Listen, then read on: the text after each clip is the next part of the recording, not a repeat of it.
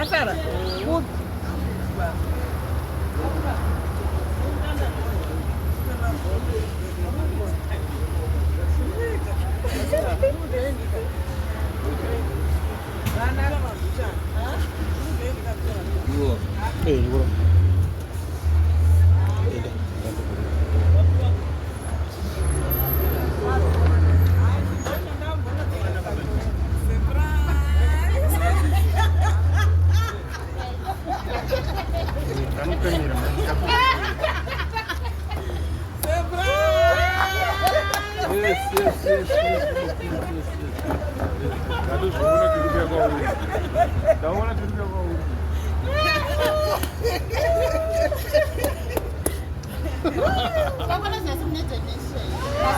Chapinja mukako insomma.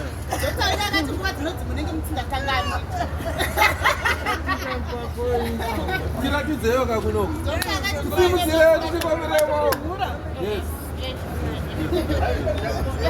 Zvega chikati ukutanga.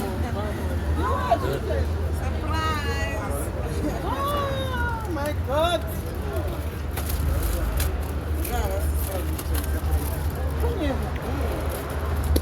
Ndiani anonzani?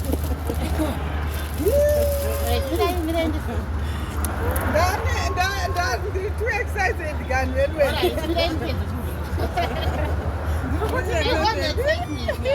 Surprise. Kuti kwezi. Marona kekeria.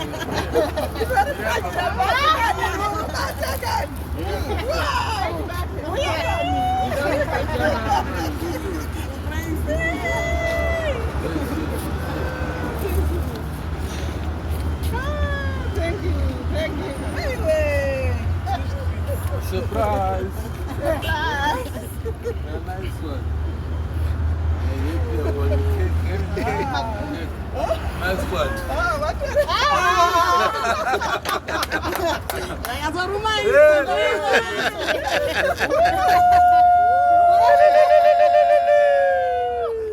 Makanda pa video. Atombo vatsonga ushami. Yakuda kugaresa zve. But muri bafite kwa Ndiwanerewo vedu wenu. Yes, Zimbabwe.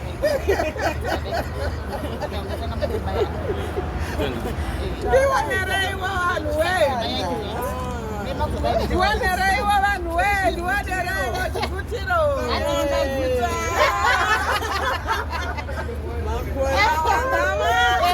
Avasiri kuda kutiudza. Asi dokta akatikuvaira hadzima dokta wanguvaina vanenge vasingakanganwe gavataura.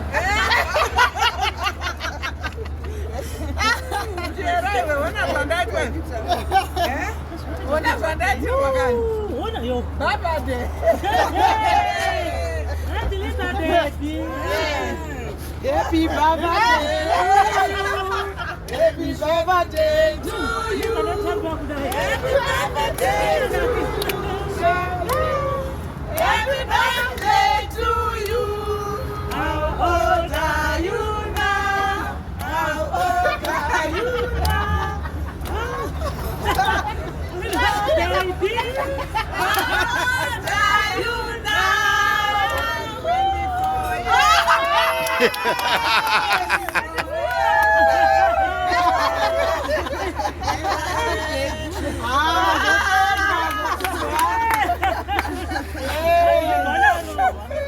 24 years.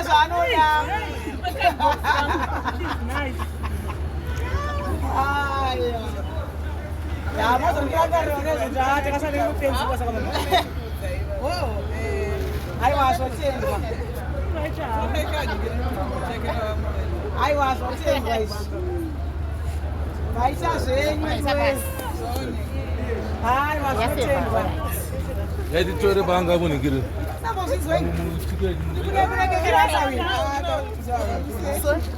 Sorry. Oh.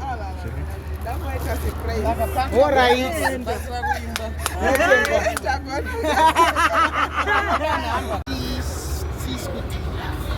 Sarangu rebasa remakeke Fan Trish'ous. Tinoita makeke angu ndiri kumbare kana kuti kuwadza station. Asi ndinonyanyira kumbare. Wazvifunga sei kuti iwewe undiitirewo keke zvakanaka kudai nei mwana? Ndinogara ndichifolowaye. So nezuro pandakavhura I didn't notice kuti birthday yenyu but ndakaverenga article iripo about you yamakamira padesk ABC. After ipapo munun'una wangu akabva auya ndobva ndamutaka kutaura nezvenyu ndobva ndoti iwe kutaura nezveizvozvo kuziva kuti nhasi birthday ravo newe denda ndakuudza kuti ndake watondiudza kuti ndaichivaitira cake but anyway cake inonaka mazuva. Yes, I will bake the cake tienda naro manga. Ende ndotenda. Yeduwe mhuri yeZimbabwe mwana wangu uyu anobheka makeke ari mumbare. Taura adresi yako zvakanaka. Ndinogara pa8C naCape Center Fumani padhuze nepambare musika post office. Kungosvika pambare musika post office ukataisa kudzimba uku pandodzimba mupango vabvunza kuti kudo pamai makeke unenge mazosvika. Namba yako? Namba yangu inoti 0719 165 841 kana kuti 0777 165 841. Momusapotawo vana vane rudo vanoda kusapotwa nekuti tarisai azvipira kutenga maingredients kuuya kuti ndoda kuitira mai vangu keke, amai venyika keke.